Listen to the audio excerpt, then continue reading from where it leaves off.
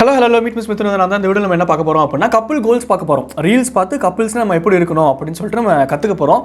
So வாங்க அந்த couple goals என்ன அப்படிங்கிறத பார்த்துடலாம். இல்லை எனக்கு புரியல, ஏன்டா உங்களுக்குலாம் பொம்பரம் விட்டு விளையாடுறதுக்கு வேறு இடம் கிடைக்க மாட்டேங்குது. கொஞ்சருக்கு கண்ணோன்னு ஒன்று இருக்குது, அந்த கண்ணத்தை பிடிச்சி கொஞ்சலாம்.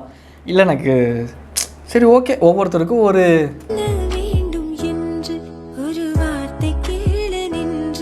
என்ன வேணும் அப்படின்னா நம்ம மூஞ்சி பார்த்து கேட்கணும். மூக்கு மூஞ்சி மேலே தானே இருக்குது, மூக்கை பார்த்து கேட்கணும் ஸ்ட்ரைட்டாக. உனக்கு என்னடி வேணும் சொல்கிறீ அப்படின்னு சொல்லிட்டு அதை விட்டு போட்டு மூக்கு வேற எங்கேயோ இருக்குன்னு நினச்சிங்க.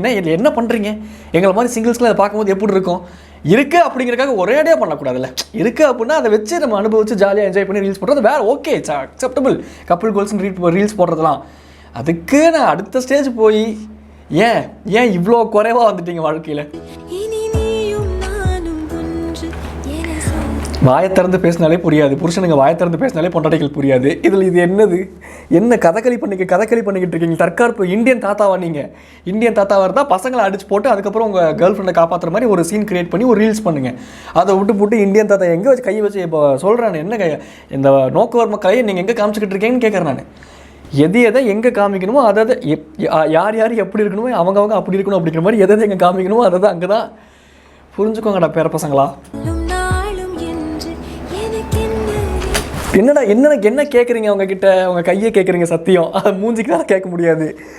இல்லை யதார்த்தமாக சத்தியம் கேட்டால் நீங்கள் எங்கே கேட்பீங்க? இப்படியே கையை கொண்டு போய் சத்தியம் பண்ண அப்படின்னா சத்தியம் பண்ண போகிறா, அதை விட்டு ஐயா நல்லா இறுக்கி பிடிச்சிக்கோங்க ஐயா. கப்புள் கோல்ஸ்ன்னு சொன்னேன், இது என்ன மீன் வலையில் மாட்டின முதலையாட்டம்? யார் இந்த கப்புள்ஸ்? என்ன பண்ணுறாங்க இங்கே? டான்ஸர் அங்கிள் தானே இவர். Baby let's make it 550. Baby let's make it 550யா? 550 குழந்தைகள் பெற்றுக்க போகிறீங்களா? இல்லை 550 குழந்தைகள் பெற்றுக்கிறதுக்கு முன்னாடி என்ன ப்ராசஸோ அதில் ஈடுபட போகிறீங்களா? யார் நீங்கள் ரெண்டு பேரும்? Make it 550. All the best uncle. பேக்ரவுண்டில் ஹார்ஸ் வாய்ஸ் வரல.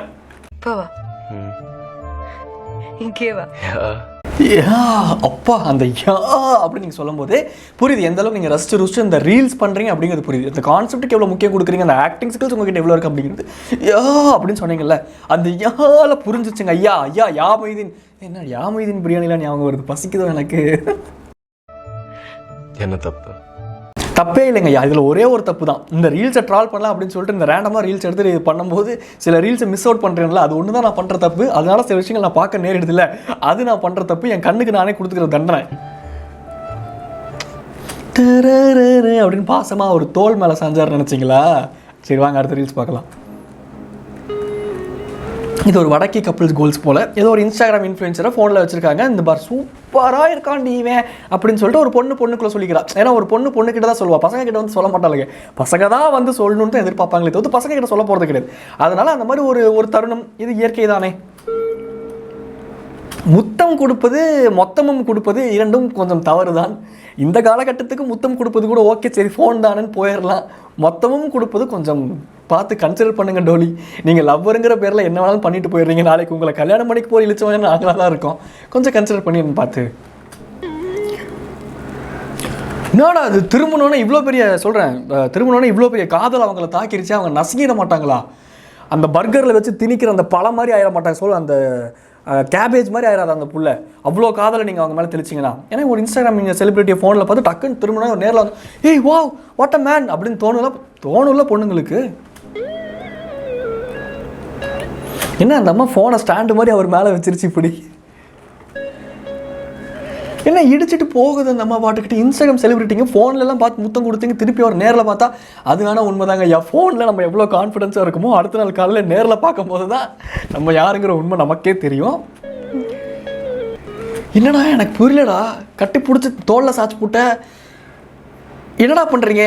டேய் இன்ஸ்டாகிராம் செலிபிரிட்டிஸ் நல்லா ஆகிட்டு நல்லா இருக்கடா. நம்மளுக்கு ஏதாச்சும் ஒரு பொண்ணு நம்மளை க்ரஷ்ன்னு சொல்லிட்டு ஃபோன்லலாம் ஃபோட்டோலாம் சேவ் பண்ணி வச்சுக்கிட்டு இந்த ரீல்ஸ்லாம் போடுவாங்களே, யாருக்கு தெரியும் நம்ம ஃபோட்டோவே யாராவது சேவ் பண்ணி வச்சுட்டு சைட்டு கூட அடிப்பாங்கன்ட்டு. அந்த லெவல் கான்ஃபிடன்ஸ் இருக்கணும்டா அவங்கள மாதிரி.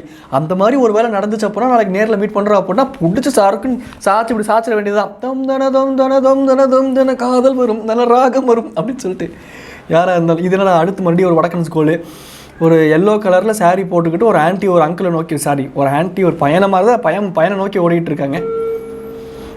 பக்கத்தில் ஒரு பொண்ணு ஒரு பையனை நோக்கி ஓடுறா, ஒரு ஆன்ட்டி ஒரு பையனை நோக்கி ஓடும்போது அந்த பையன் என்ன பண்ணுறான் அப்படிங்கிறது இங்கே கான்செப்ட்டுங்க ஐயா. பொண்ணுங்களாம் நல்ல பசங்களை பார்த்து கதறாங்க, நல்ல பசங்களாம் ஆன்ட்டியை பார்த்து சதறானுங்க. இதுதான் வாழ்க்கை, அவ்வளோதான். வாழ்க்கைங்கிறது அவ்வளோதாங்க ஐயா. இல்லைடா எனக்கு புரியல, இது எனக்கு எப்படி கன்வே ஆகுது அப்படின்னா, ஒரு புருஷனும் பொண்டாட்டியும் கட்டி பிடிச்சிக்கிறாங்க, பக்கத்தில் கொழுந்தியா கட்டி பிடிக்க வரலாட்டு இருக்குது. டக்குன்னு கொழுந்தியா வந்து கோச்சிக்கிட்டு போகிற அளவுக்கு இங்கே பாருங்க ஐயா, கொழுந்தியா ஐயா, உங்களுக்கு உங்கள் மாமா மேலே உரிமை உண்டு, அது அதில் மாற்று கருத்தே கிடையாது. கலாபக்காதலான ஆரியா மாதிரி போயிடாதீங்க, அதுக்கு தான் நான் சொல்கிறேன். நான் இல்லை கலாபக்காதலான ஆரியா மாதிரி இருங்க, அந்த 300 பொண்ணு இருக்குமே அந்த மாதிரி வில்லி மாதிரி ஆயிடாதீங்க, அதுதான் சொல்கிறேன் நான். அவங்க பொண்டாட்டிக்கு புருஷன் முதல் உரிமை, இவன் இப்படி கோச்சுக்கிற இம்பிட்டு அழுகிறா, ஆத்தாடி என்ன நடக்குது பாருங்களேன் அப்படின்னு கிராமத்தில் உட்காந்து கிளவி மாதிரி என்னை படம் போட்டீங்க.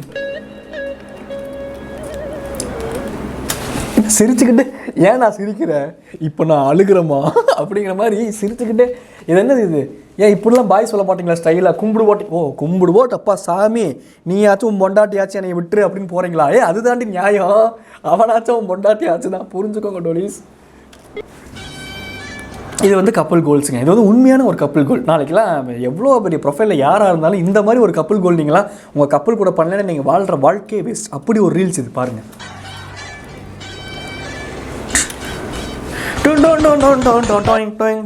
அந்த எக்யூப்மெண்ட்ஸில் நீங்கள் புரிஞ்சுக்கணும் எந்த அளவுக்கு இந்த ரீல்ஸ்க்கு அவங்க மெனக்கெட்டிருக்காங்க அப்படின்னு சொல்லிட்டு. நீங்கள் ப்ராப்பர்ட்டி செலவு மட்டுமே யோசிச்சு பார்த்தீங்க அப்படின்னா, ஒரு துப்பாக்கி எவ்வளோ வரும்னு நினைக்கிறீங்க? கடைசியாக தீபாவளி துப்பாக்கி வாங்கி 10-15 வருஷம் ஆயிடுச்சு, மறந்துட்டேன். பட் அது ஒரு 300 400 அதுக்கு செலவு பண்ணி ஆப்போசிட்டில் பேன் எவர் சில்வர் பாத்திரம், ஒரு பாத்திரம் ஒரு பொம்பளைக்கு எவ்வளோ முக்கியங்கிறது உங்களுக்கு நல்லாவே தெரியும். அந்த பாத்திரத்தை கூட ப்ராப்பர்ட்டிக்கு ஒரு பொண்ணு எடுத்துகிட்டு வரா அப்படின்னா அந்த லவ் எவ்வளோ மேட்டர்ஸ் அப்படின்னு சொல்லிட்டு புரிஞ்சுக்கோங்க. அப்படி அவங்கள சுடுறதும் இவங்க அடிக்க செத்ததுக்கு அப்புறமும் புருஷன் அடிக்கிறதும், செத்தும் நிம்மதி கிடைக்கவில்லைங்க ஐயா இங்கே பாதி ஹஸ்பண்ட்ஸுக்கு. அவரு உங்களை கன்னில் சுடுறாரு, சரி ஒரு லாஜிக் இருக்குன்னு நாங்கள் நம்புகிறோம், சரி ஏதோ கன்னு மாதிரி இருக்குது, தோட்டா கீட்டா போட்டு சுட்டாருன்னா புல்லட் வர்றாங்க. நீ என்னம்மா நீ அது என்ன பாத்திரத்தில் வச்சு சுட்டுக்கிட்டு இருக்க நீ, அதுவும் அவர் ஹைட்டுக்கு உன் மூஞ்சியை சுடுறாரு, உன் நெஞ்சை சுடுறாரு, நீ எங்கே சுட்டுக்கிட்டு இருக்க? ஐயோ தயவு செஞ்சு அங்கே சுடாதீங்க. ஒரு ஆணின் வழி இன்னொரு ஆணுக்கு தான் தெரியும். இதுதான் இந்த ஒரு ஸ்டெப்பை ஒரு கப்பலாக நீங்கள் போடலைன்னா நீங்கள் வாழ்கிற வாழ்க்கைங்க இல்லை. Sorry for being harsh. இதுதான் கப்புள் கோல்ஸ். இப்படி தான் ஆடணும் நாளைக்கு கல்யாணத்துக்கு அப்புறம்.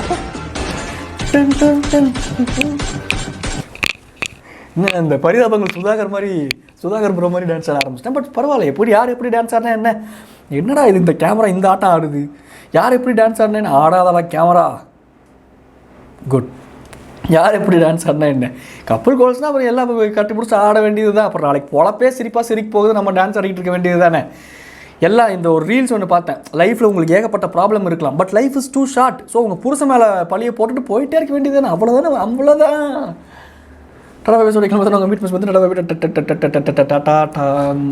ஏதாச்சும் கேள்வியில் உங்ககிட்ட கேட்கணும் அப்படின்னா, ஒரு கப்புள் கோல்ஸாக இன்றைக்கி இந்த உலகம் சோகால்டு உலகம் கிரிஞ்சுன்னு சொல்லக்கூடிய நிறைய விஷயங்கள்ல குட்டி அழகான விஷயங்களும் இருக்குது.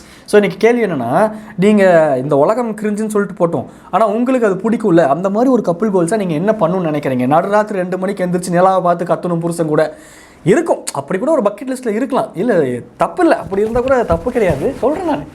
அந்த மாதிரி சொல்கிறேன் நான். அந்த மாதிரி ஒரு கிரேசியான ஒரு கப்புள் திங்ஸ்னால் உங்களோட கோல் என்ன அப்படிங்கிறத கீழே கமெண்ட்டில் சொல்லுங்கள். கப்புள் திங்ஸில் என்னோட கோல் என்ன அப்படின்னா, ஃபஸ்ட்டு கப்புள் ஆகணுங்கிறது தான் கோலு.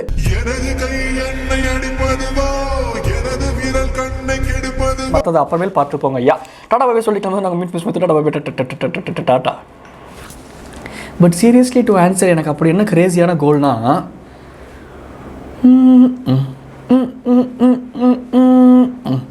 அது கோல் இல்லை, அது ரோஸ்டிங்கில் ஒரு பாட்டாக தான் வரும். பொழுதுனைக்கும் அவளை அவங்க அப்பாவை வச்சு அவங்க அப்பா வந்து எடுத்து வைப்பானா அப்படின்னு சேதுபதி படத்தில் விஜய் சேதுபதி கேட்பார்ல, அந்த லக்கேஜ் எடுத்துக்கிறதுக்கு, ஏய் இது யார் எடுத்து போ, அவங்க அப்பா வருவானா அப்படிம்பார்ல. அந்த மாதிரி அப்பப்போ அவங்க அப்பாவை ரோஸ்ட் பண்ணி அவளை வெறுப்பேற்றி, அது ஒரு டிஃப்ரெண்ட்டான கப்புள் கோல்ஸ் தானே. இல்லைன்னா தெரில, எனக்கு என்ன இளவோ அதான் சொல்கிறேனே, ஃபஸ்ட்டு கப்புள் ஆகும், அது கோலாக செட் பண்ணி அதில் அச்சீவ் பண்ணிட்டு மற்றவெல்லாம் இன்னும் ஒரு 5 வருஷம் கழிச்சு பார்த்துப்போம். Tata Bobby tata.